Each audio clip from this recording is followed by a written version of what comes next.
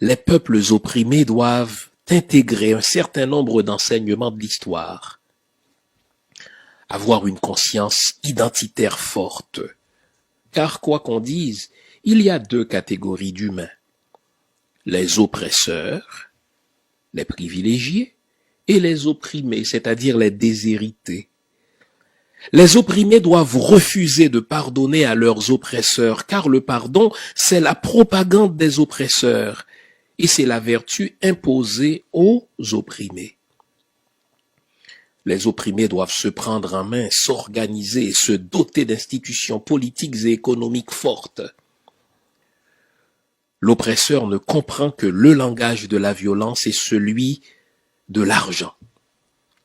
Le respect s'impose, mais ne se négocie pas. Les opprimés doivent investir les avenues du pouvoir, car c'est par la politique qu'on change les mœurs.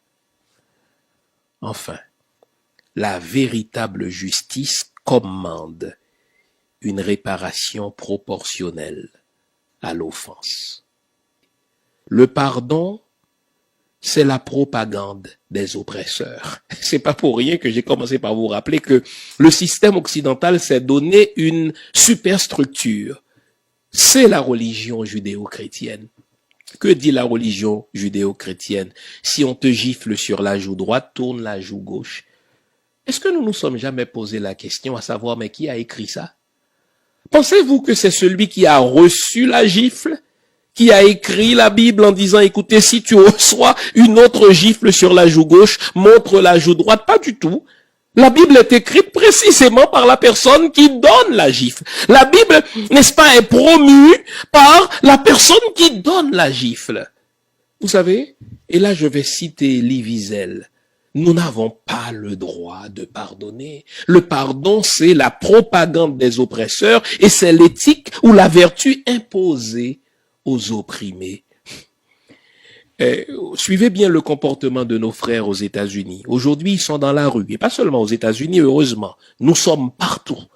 Bien sûr qu'il y a des enfants qui font partie de la classe des seigneurs, qui nous accompagnent dans cette lutte légitime qui consiste à réclamer justice pour George Floyd. Mais dans les prochains jours, tout ça va disparaître. En attendant qu'on tue un autre Floyd, nous pardonnons trop facilement. C'est ça notre faiblesse à nous. Nous pardonnons trop facilement. Nous oublions trop facilement les traumatismes et nous sommes prêts à passer l'éponge pour reprendre la vie comme si rien ne s'était passé. Vous savez, je l'ai dit tout à l'heure, on ne peut pas compter sur les descendants des seigneurs, donc sur les privilégiés d'aujourd'hui, ceux dont les privilèges reposent justement sur le travail de nos ancêtres. On ne peut pas compter sur eux pour que le système change. Ce sont les descendants des déshérités qui doivent s'organiser pour que le système change.